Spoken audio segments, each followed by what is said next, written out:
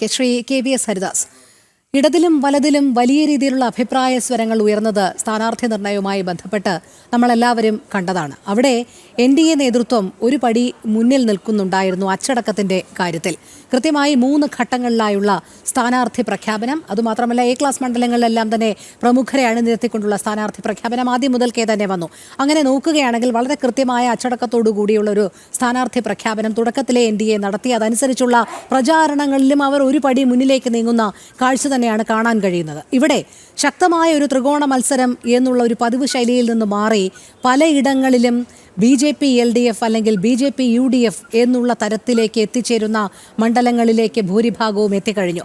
പാലക്കാടും നേമവും വട്ടിയൂർക്കാവുമൊക്കെ വലിയ രീതിയിലുള്ള ചർച്ചകൾക്ക് വിധേയമാകുന്നുണ്ട്. BJP സ്വാധീന ശക്തിയായി മാറുന്നുണ്ട്. അതുപോലെ തന്നെയാണ് കഴക്കൂട്ടവും ആറന്മുളയുമൊക്കെ. അങ്ങനെ എടുത്തു നോക്കുകയാണെങ്കിൽ കൃത്യമായ ആസൂത്രണത്തോടുകൂടി മാറാത്തത് മാറുമെന്നുള്ള മുദ്രാവാക്യത്തോടുകൂടി വികസിത കേരളം ഡബിൾ എഞ്ചിൻ സർക്കാർ എന്നുള്ള മുദ്രാവാക്യത്തോടുകൂടി വരുന്ന ആ BJP NDA നേതൃത്വത്തെ അവലോകനം ചെയ്യുകയാണെങ്കിൽ ജനങ്ങൾ അതെന്തിൻ്റെ അടിസ്ഥാനത്തിൽ വിലയിരുത്തുമെന്ന് തന്നെ നമുക്ക് മനസ്സിലാക്കാം. പ്രത്യേകിച്ച് നമുക്കറിയാം, തിരുവനന്തപുരത്തെ തദ്ദേശ തെരഞ്ഞെടുപ്പിൽ തിളക്കമാർന്ന നേട്ടം കൊയ്തിരുന്നു BJP.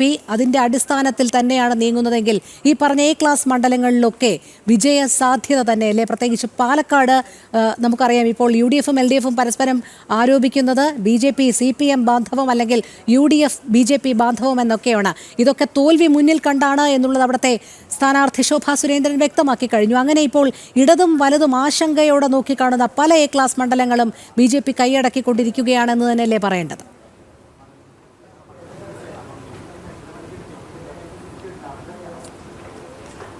അല്ല, രോഹിണി പറഞ്ഞ പോലെ ഏതാനും മണ്ഡലങ്ങളെ ചുറ്റിപ്പറ്റി ചർച്ച ചെയ്യാൻ ഞാനിപ്പോൾ തയ്യാറല്ല.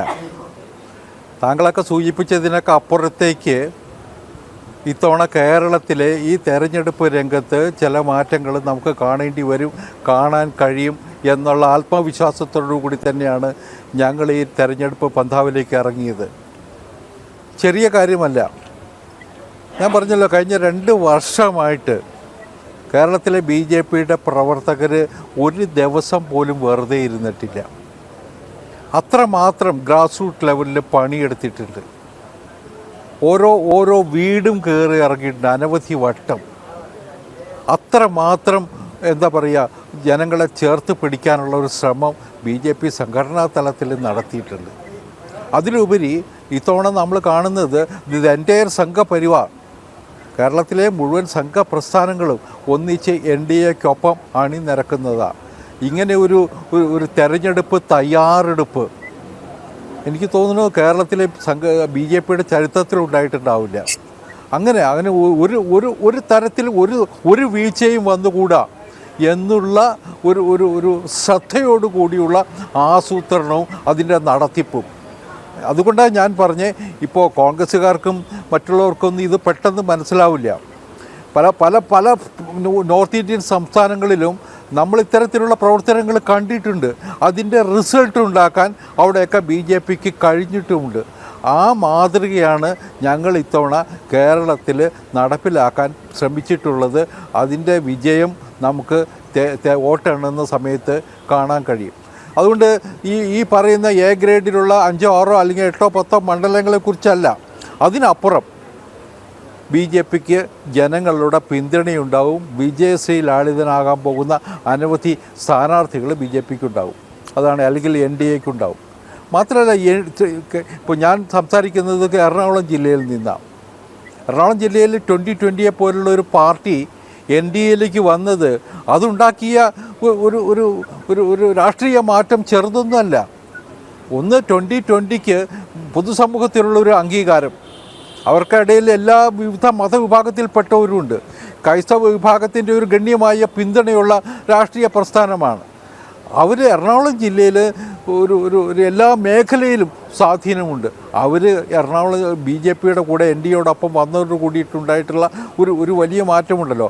അത് പൊതുവെ സംഘടനാ തലത്തിൽ നമ്മൾ വേണ്ടത്ര മുന്നോട്ട് പോയിട്ടില്ല എന്ന് പലപ്പോഴും നിരീക്ഷിക്കപ്പെടാറുള്ള എറണാകുളത്തെ ക്രൈസ്തവ മേഖലകളിൽ പോലും മാറ്റങ്ങൾക്ക് വഴിവെക്കും എന്നതും കൂടി നമ്മൾ കാണണം. അതുകൊണ്ട് ഇതൊരു ചെറിയ തെരഞ്ഞെടുപ്പല്ല.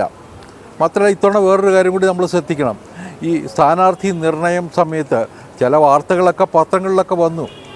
BJPക്ക് സ്വാധീനമുള്ള മണ്ഡലങ്ങൾ മറ്റേ ഘടകകക്ഷികൾക്ക് കൊടുത്തു. അങ്ങനെയുള്ള ആക്ഷേപങ്ങളും ഒക്കെ മാധ്യമങ്ങളിലൂടെ കാണുകയുണ്ടായിട്ടുണ്ടാവും. പക്ഷേ അവിടെയൊക്കെ BJP സ്വീകരിച്ചിട്ടുള്ള ഒരു രാഷ്ട്രീയ തന്ത്രമുണ്ട്. എല്ലാവരെയും ഉൾക്കൊള്ളുക എന്ന് മാത്രമല്ല, ജയിക്കാൻ വേണ്ടിയിട്ടുള്ള തന്ത്രങ്ങൾ തന്നെയാണത്. കാരണം എന്താ പറയുക, BJPക്ക് 30,000 40,000 വോട്ടുള്ള മണ്ഡലങ്ങളിൽ ജയിക്കണമെങ്കിൽ, ഇപ്പോൾ വർഗീസ് ജോർജ് പറഞ്ഞില്ലേ നേരത്തെ, ജയിക്കണമെങ്കിൽ BJPക്ക് കുറച്ചുകൂടി വോട്ട് കിട്ടണം, ജനസമ്മതി വേണം. ആ ജനസമ്മതി ഉണ്ടാക്കി എടുക്കാൻ വേണ്ടിയിട്ടാണ് ഇത്തരത്തിലുള്ള ചില സംവിധാനങ്ങളെക്കുറിച്ച് BJPയുടെ ദേശീയ നേതൃത്വം ചിന്തിച്ചത് എന്ന് വിശ്വസിക്കുന്ന ഒരാളാണ് ഞാൻ. അതുകൊണ്ട് ഇതൊരു ചെറിയ പോരാട്ടമൊന്നുമല്ല. കേരളത്തിൽ ഇത്തവണ ഉണ്ടാക്കാൻ പോകുന്നത് പലർക്കും പ്രതീക്ഷിക്കാൻ കഴിയാത്തതിനപ്പുറമുള്ള നേട്ടങ്ങളായിരിക്കും NDAക്ക് നൽകുക എന്ന് വിശ്വസിക്കുന്ന ഒരാളാണ് ഞാൻ. പിന്നെ ഒരു കാര്യം കൂടി ഞാൻ സൂചിപ്പിക്കാം. ഇപ്പോൾ കോൺഗ്രസ്സുകാർ പല കോൺഗ്രസ്സുകാരുടെ ചില വാഗ്ദാനങ്ങളെക്കുറിച്ചൊക്കെ പറഞ്ഞു. CPMൻ്റെ ഇടതുപക്ഷ മുന്നണിയുടെ ഭാഗത്തിനെക്കുറിച്ച്, അവരുടെ നിലപാടുകളെക്കുറിച്ച് വർഗീസ് ജോർജ് സൂചിപ്പിച്ചു. കേരളത്തിൽ എന്ത് വാഗ്ദാനമാണ് ഇവർക്ക് കൊടുക്കാൻ കഴിയുക? കടക്കണിയിലല്ലേ സംസ്ഥാനം? കടം മേടിച്ച് മുന്നോട്ട് പോകുന്ന അവസ്ഥയിലല്ലേ പലപ്പോഴും കണ്ടിട്ടുള്ളത്? ദൈനംദിനം ശമ്പളം കൊടുക്കാൻ, പോലീസ് സ്റ്റേഷനിലെ പോലീസുകാരൻ്റെ ജീപ്പിന് പെട്രോൾ അടിക്കാൻ പൈസ കൊടുക്കാൻ കഴിയാത്ത ഗതികേടിലേക്ക് ഈ സർക്കാർ കാര്യങ്ങൾ കൊണ്ടുചെന്ന് എത്തിച്ചില്ലേ? എന്ത് വികസന പ്രവർത്തനം ഇവിടെ നടന്നിട്ടുള്ളത്? കടം മേടിച്ചിട്ട് നടത്തുന്ന വികസനമല്ലാതെ വേറെ എന്താ ഉള്ളത്? എന്നിട്ട് കേന്ദ്രം ശ്വാസം മുട്ടിക്കുന്നു. കേന്ദ്രത്തിനെതിരായിട്ട് ഈ ഇടതുപക്ഷ സർക്കാർ വായ്പ കൊടുക്കുന്നില്ല എന്ന് പറഞ്ഞിട്ടാണ് സുപ്രീം കോടതി പോയത്. ഇവരെ വായ്പ എടുക്കാൻ അനുവദിക്കുന്നില്ല എന്ന് പറഞ്ഞിട്ടല്ലേ സുപ്രീം കോടതി പോയിട്ട്, സുപ്രീം കോടതി എന്താ പറഞ്ഞ്, നിലവിലെ ഭരണ സംവിധാനം അനുസരിച്ച്, നിലവിലെ നിയമം അനുസരിച്ച് ഇവർക്ക് എടുക്കാവുന്നതിൻ്റെ പരമാവധി വായ്പ എടുക്കാൻ കഴിയുന്നുണ്ട്. അങ്ങനെയല്ലേ പറഞ്ഞു വച്ചത്? അപ്പോഴും ഏതെല്ലാം പരിധിയുണ്ടോ ആ പരിധി മുഴുവൻ, ആ പരിധി വരെയുള്ള എല്ലാ സൗകര്യങ്ങൾക്കും കേന്ദ്രം കൂട്ടുനിന്നിട്ടുമുണ്ട്. ഒരിക്കലും നിയമം ലംഘിച്ചുകൊണ്ട് നരേന്ദ്രമോദി ഗവൺമെൻറ് കേരള സർക്കാരിനെ പിഴിയാനോ അല്ലെങ്കിൽ ബുദ്ധിമുട്ടിക്കാനോ ശ്രമിച്ചിട്ടുമില്ല. നിയമത്തിൻ്റെ വഴിയെ പോകണം. നിയമം ലംഘിച്ചുകൊണ്ട് കിട്ടാവുന്ന സ്ഥലത്തു നിന്നൊക്കെ കടം മേടിച്ച് കേരളത്തെ നശിപ്പിക്കാനുള്ള ഒരു ആസൂത്രിത പദ്ധതി ഇവിടെ തോമസ് ഐസക് നേരത്തെ തുടങ്ങി വെച്ചു. പിന്നീട് രണ്ടാം പിണറായി സർക്കാരിൽ ബാലഗോപാലൻ തുടങ്ങിയപ്പോൾ തടയേണ്ടി വന്നു. അതിന് കാരണമായിട്ടുള്ളത് CAGയുടെ നിരീക്ഷണങ്ങളാണ്, CAGയുടെ റിപ്പോർട്ടുകളാണ്.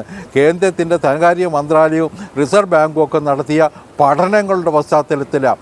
അതുകൊണ്ട് സുപ്രീം കോടതി മുഖ്യ പോലും അത് സമ്മതിക്കേണ്ടി വന്നു. ഒരു കാരണവശാലും അതിനൊന്നും അത്തരത്തിലുള്ള കേരളത്തെ ഒരു സംസ്ഥാനത്തിനും എതിരല്ല കേന്ദ്ര സർക്കാർ. പക്ഷേ അനാവശ്യമായിട്ട് പ്രശ്നങ്ങളുണ്ടാക്കി കേരളത്തിലെ വികസനം മുരടിപ്പിക്കാനുള്ള ശ്രമങ്ങൾ നടത്തിയത് ഈ ഇടതുപക്ഷ സർക്കാർ തന്നെയാണ്. കടം മേടിച്ച് മുന്നോട്ട് പോകുന്ന അവസ്ഥ ഒരു ഭരണകൂടത്തിനും ഗുണകരമല്ല എന്നുള്ള വ്യക്തമായ സന്ദേശം തന്നെയാണ് മോഡി നൽകിയത്. ഞാനൊരു കാര്യം കൂടി സൂചിപ്പിച്ച് അവസാനിപ്പിക്കാം. 2011 ഉമ്മൻചാണ്ടി സർക്കാർ അധികാരമേക്കുമ്പോൾ നമ്മുടെ കയ്യിലെ കട ഏതാണ്ട് 1,20,000 കോടി രൂപയായിരുന്നു. 2016 അത് 1,60,638 കോടിയായി. 2021 തോമസ് ഐസക്കിൻ്റെ 5 വർഷം കഴിയുമ്പോൾ 3,02,000 കോടി രൂപയായി. ഇപ്പോൾ പിണറായി 2026 തെരഞ്ഞെടുപ്പിനെ നേരിടുമ്പോൾ ഏതാണ്ട് 5 ലക്ഷം കോടിയുടെ ബാധ്യതയാണ് കേരളത്തിനുള്ളത്. ഇതെന്ത് സന്ദേശം നൽകുന്നേ? ഈ പണമൊക്കെ എവിടെയാണ് പോയത്?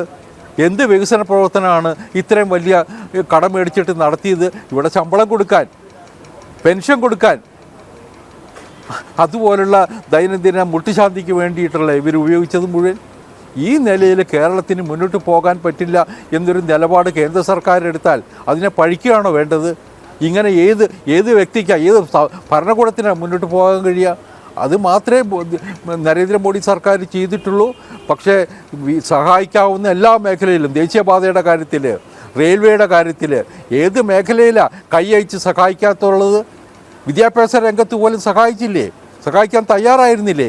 ഇവർ സർക്കാർ പറയുന്ന കാര്യങ്ങൾ അംഗീകരിക്കാൻ തയ്യാറല്ലാതെ പണം നൽകണമെന്ന് മാത്രം പറഞ്ഞാൽ അത് നടപ്പില്ല എന്നത് നരേന്ദ്രമോദി പലവട്ടം ആവർത്തിച്ചിട്ടുണ്ട്. അത് തന്നെയാണ് ഏറ്റവും ഒടുവിൽ നമ്മൾ കണ്ടിട്ടുള്ളത്.